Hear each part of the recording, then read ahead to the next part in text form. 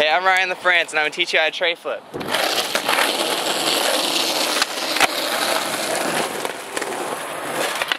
Alright, when you're gone.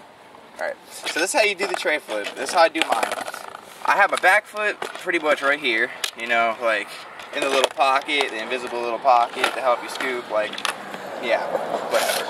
Just pop, scoop, that's how you want to do it. I think my truck might just fall off. Alright, we're good. Alright.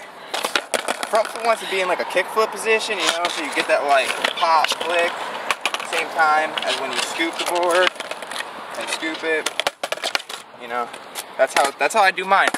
One thing you don't want to do is you really want to make sure you do not have your foot too far up here, because if you have your foot too far up here, like in my opinion, if you have your foot above the bolts, it's not working.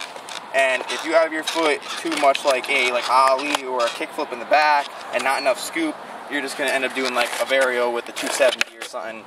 But everyone does their tray flips different. I don't know. I just do mine like that, pretty much.